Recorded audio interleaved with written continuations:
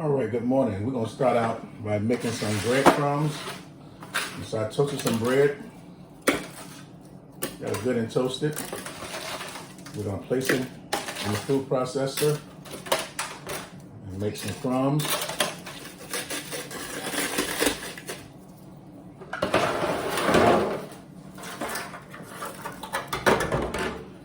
I'm use that pan to cook our meatloaf.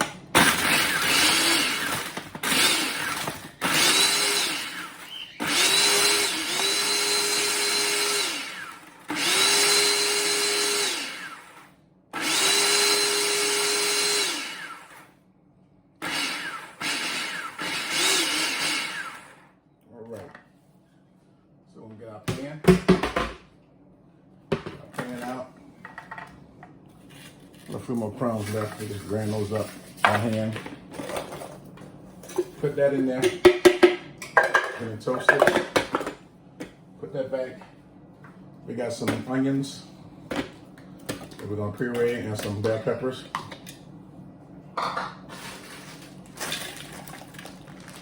We're going to mix this up. Now I'm making a large pan. I guess I should have cut that onion up a little finer so that it would blend in. Just bear with me.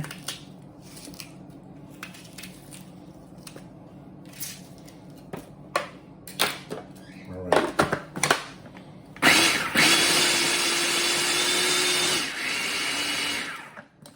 What I'm going to do is I'm going to crack these 5 eggs.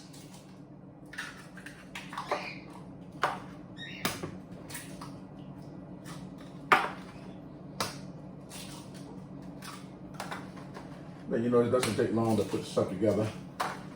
You get everything out. So I'm gonna pour these 5 eggs in here. And so it's gonna just help mix this up a little bit. So.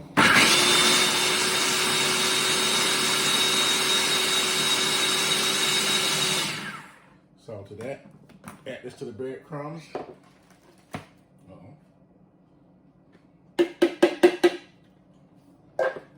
It's in the sink. All right, I'm gonna add a little seasoning. The Segoya, the perfect seasoning.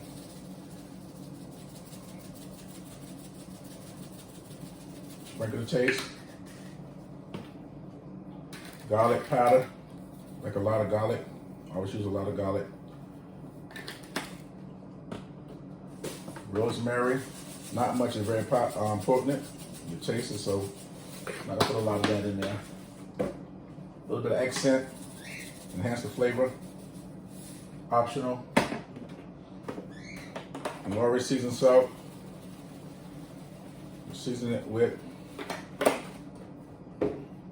black pepper.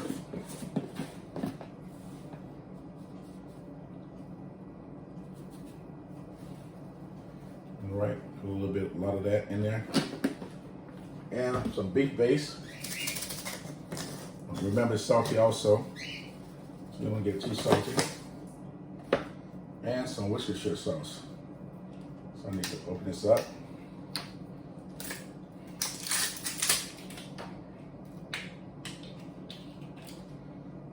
Seal off it also.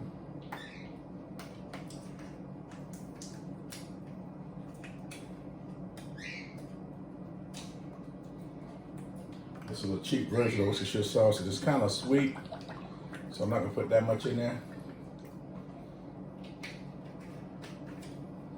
I thought it was gonna be a better flavor than it was, but it's not. We're just gonna mix this up first. It's all mixed up before we put the meat in.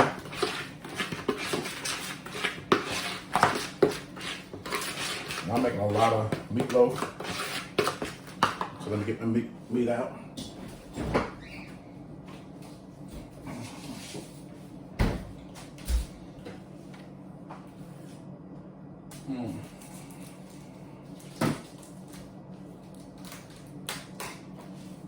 using a big pack of about almost a 10-pound bingo hamburger.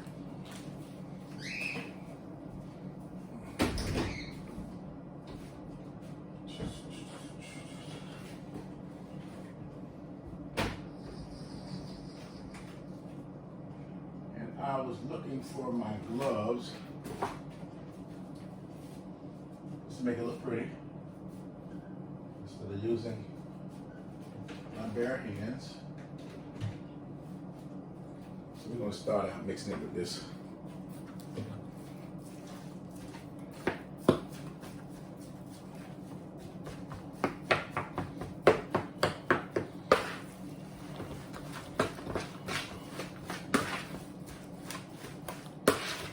Just mixing it all together.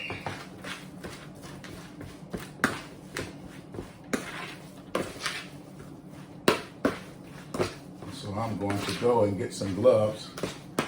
Makes it a lot easier on me, and I'll be back shortly.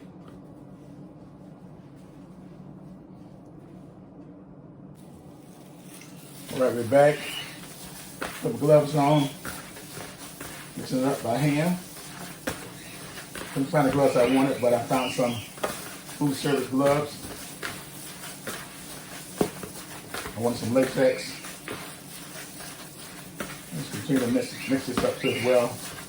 Mix everything with uniform.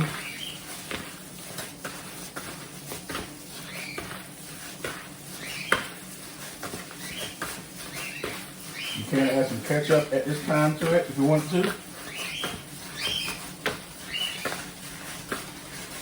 And any other spice. So I'm just mixing this up so it all looks the same color. And see that I don't have any meat that does not have any seasoning or breadcrumbs in it.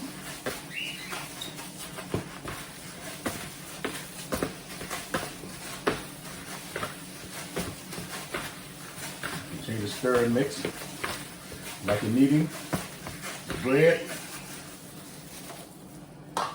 So once you get it like you want it, just pop it out into your baking pan, form it. My glove is tearing up, so I need to put another glove on.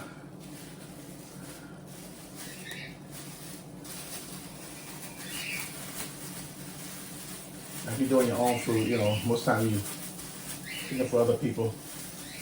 You know, wear your gloves. You know, my hands are clean, but for presentation purposes, I'm wearing gloves. And you form it into a kind of like a log. Keep mashing it together. The more you mash it together, the more firm it becomes and stay together. The final product.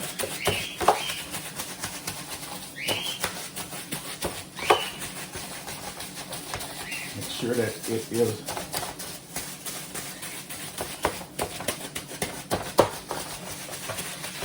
kind of uniform, all the same size.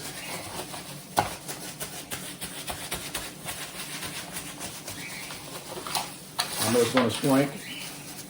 I can tell right from here it's not really staying together that good. So, be mashing it. Sometimes we get that meatloaf that doesn't want to stay together. Once you cook it, it's like falls apart. We trying to eliminate that. We want it to stay together once it's finished cooking. How we're going to do that is keep mashing it together, getting it to come together. I have a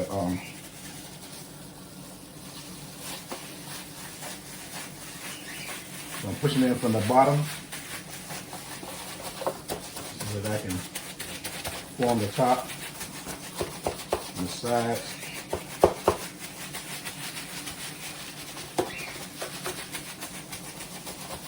You want to do this just in case you're doing like a banquet or something like that. Take your time and make sure everything stays together nicely. Make sure it's evenly cooked. The portion, if I want to do 2 pans of this, I will push this all the way to the side like this here.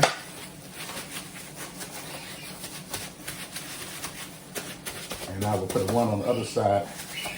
That way I can cook 2 at the same time. Maximize oven space. But since I'm not, I'm going to put it in the middle. So even you see now it's kind of staying together nicely. And I want it kind of be hot because we know it's going to shrink somewhat. And so we want to mash it out a little bit. So it'll be a little wider because we know it's going to narrow it in as it cooks. Become narrower. And so there we are, have it. We're going to place it in the oven at 400 degrees. Cook for about an hour and 15 minutes or until it's done. So 400 degrees in the oven, medium.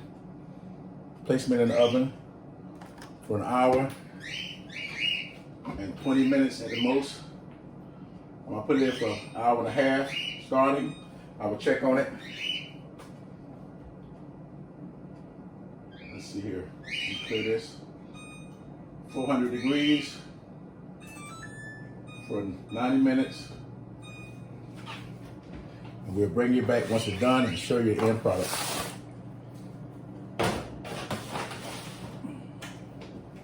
And you can add anything you want to your meatloaf. Anything. You use barbecue sauce, ketchup, mustard, anything you want, any type of season you want. If you want to do a pineapple glaze and put it on the top of it and bake it, anything comes to your mind. Oranges, slices on it, you know. And so whatever you decide you want to do, you can do it. Sky's your limit. We'll bring you back once it's done.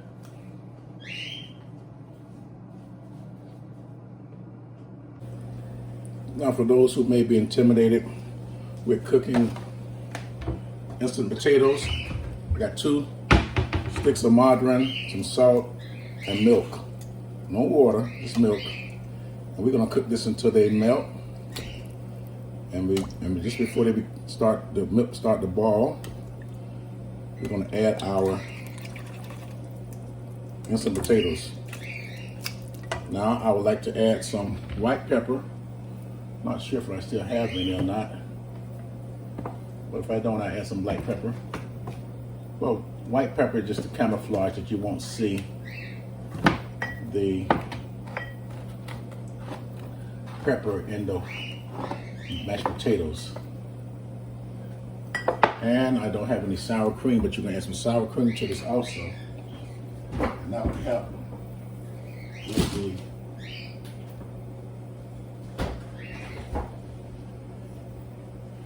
have some sour cream.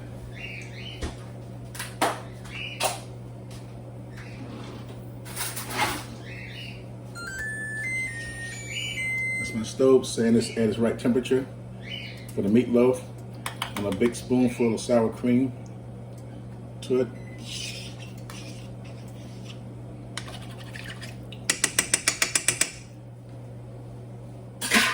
One more thing I want to add to this is I like garlic in my mashed potatoes. So I'm going to add a little garlic powder to this. Personal preference, a small amount. Got my salt, garlic, sour cream, 2 sticks of butter. It's about 3 cups of milk and a little black pepper.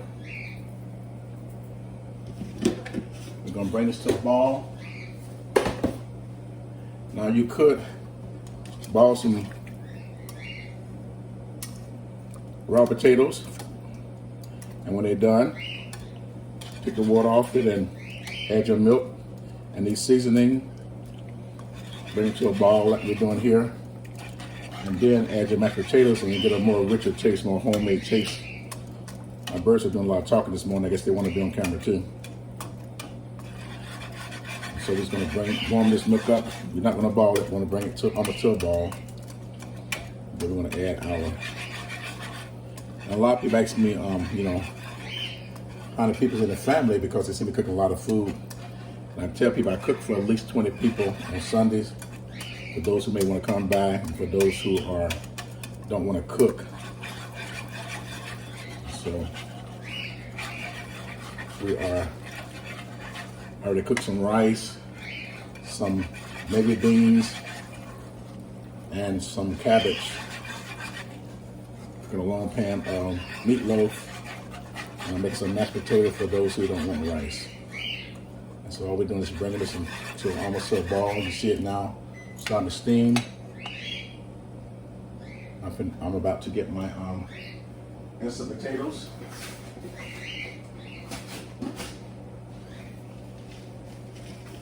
What we're going to do, we're going to pour some over. We're not going to pour that much because we got to realize they're hydrated. And we want them to absorb all of this milk and rehydrate. So we don't want to pour too many at one time. We still have the fire on, it's still cooking. You see it's starting to get thicker and thicker. And so you want to be careful when you're adding your instant potatoes that you don't add too many at one time, because you want them to hydrate very well. Sorry about the birds in the background. And so we're going to cut the fire off now because they're boiling. We're going to continue to stir a little bit more until we get the desired thickness that we want. We're almost there. Because they're going to still continue to hydrate. They're still going to continue to get thicker, stiffer and stiffer. So I think that is adequate enough in there. So we're going to continue to hydrate a little bit more. They should get thicker. Still see there is some lumps. We may even have too much in there, but we shall see. So we can continue to stir. The fire is off.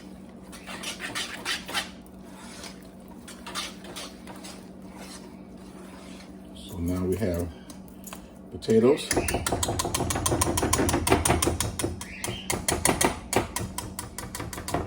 rid of this and with a spoon.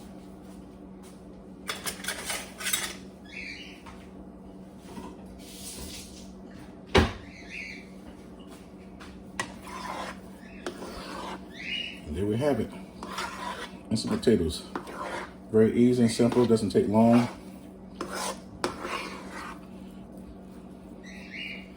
And we have some gravy go along with that when we get the meatloaf out of the oven. There you have instant potatoes. All right, we're back. We got the meatloaf out of the oven. Like I said, it shrunk a little bit. We're gonna let it cool off. We're gonna take some of the juice and make some gravy out of it. We'll bring it back when I slice it, the end product. All right.